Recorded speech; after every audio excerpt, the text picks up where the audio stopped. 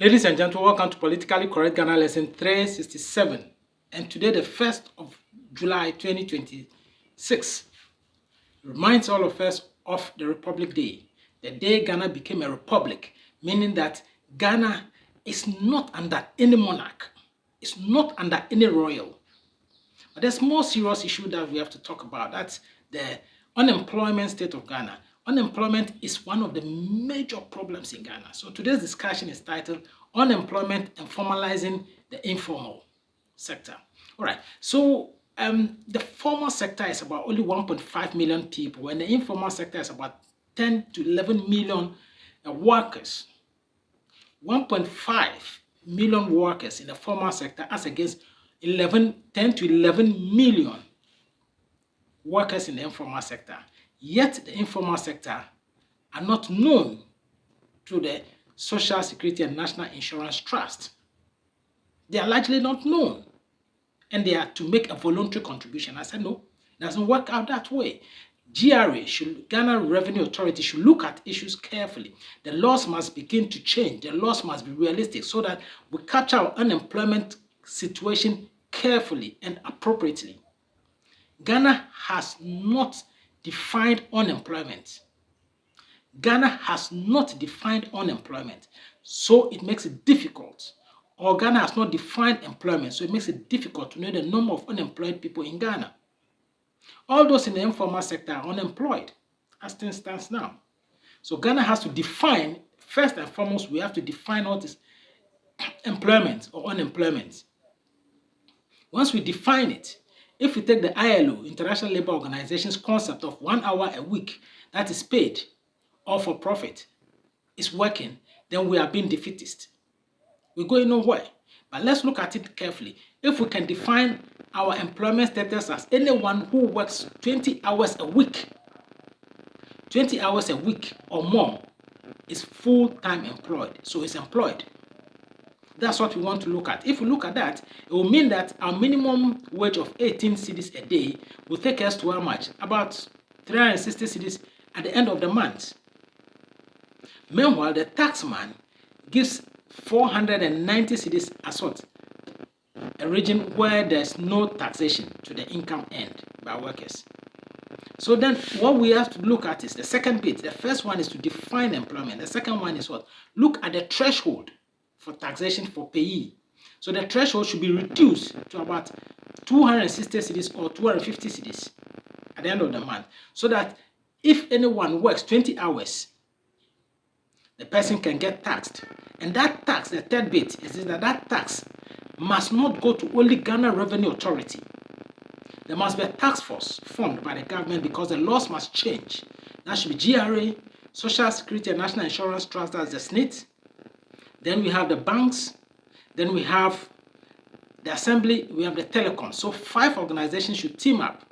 That anytime they go out into the informal sector, they should register every informal person on the highways, off the highways, in the alleys, because that's where the informal sector is mostly choked. Then in the markets, in our French markets, the open market, register each and every person. Anyone who works more than 20 hours is fully employed. So he or she has to pay the tax, one-off tax, not separation of tax. One-off tax to GRA, and GRA will give part to Social Security and National Insurance Trust in the person's interest. So GRA goes out with Social Security and National Insurance Trust, that's SSNIT. They go out with the assembly, they go out with the bank, and then they go out with who? The telecoms. So once the person is registered, he or she gets his or a TIN from Ghana Revenue Authority. Social Security also gives out its number. So every person who is working in the country must have a Social Security and National Insurance Trust number. And if the person earns more than the minimum wage or earns the minimum wage, he or she pays a tax. But we know that to the taxman, that's tax-free. But then the 100 cedis off, if the tax threshold is dropped to 260 cedis, and then the minimum wage takes us to 360 cedis, there's a 100 cedis mark. Now 100 cedis, you can take 20 cedis for the taxman, and then the 80 cedis must go to Tier 1 SSNIT, Tier 2, and then Tier 3 Social Security. those could go for the individual. So every person is registered, everybody has his or her card. One card with SSNIT, so one collection. The moment GRA collects the money from the informal sector, it distributes it to SSNIT, pays off a loan, then of course telecoms. You give them a phone, and then they have a business phone which is paid for or not, pay as you go basis or high purchase. Then of course the banks will register them that they can use the banks instead of keeping the money under the pillow. This way, everybody gets from the informal sector becomes formalized. So we would have a larger base of the employed people in the country, and the revenue will come up. But we are not going to just be revenue collecting. That's a very important bit that you should take note. GRA is not going to be collecting the money without making any paybacks to them. For a long time, GRA has been a sponger, has been sponging on workers, never gives back to workers. I know they never give back to workers. They keep saying that the tax is for our roads, and those are all fairy tales. We don't want to hear those fairy tales. We want to look at things carefully. I know I'm taking a lot of time, but we want to look at things carefully. Look at it carefully. Anyone who works, once you have formalized the informal sector, anybody who works for at least 2 years and he goes off work, he or she should be able to be SSNIT, should pay that individual nothing less than 6 months. So the laws of SSNIT must also change. Just as the GRA law is changing, the SSNIT law must also change. Anyone who works for 2 years and becomes unemployed, SSNIT must be able to pay the person monthly for 6 months.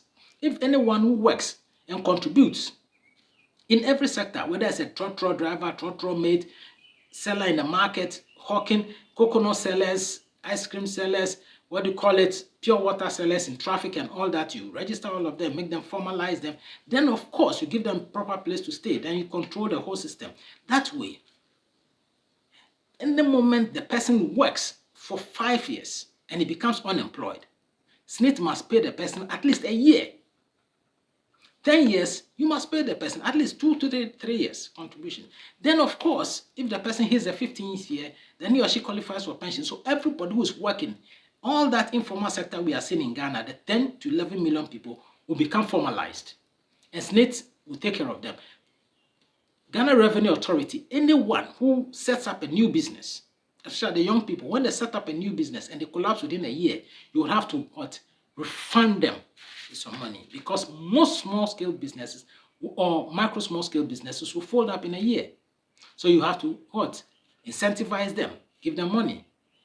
Do not just be taking, Ghana Revenue Authority, don't just be taking money from the citizen without giving them. SSNIT, revise your laws and then give back to the contributors. Don't wait till the 10th year or the 15th year before you give to them. No, it's not right. You sponger. GRA is a sponger on citizens or Ghanaian workers.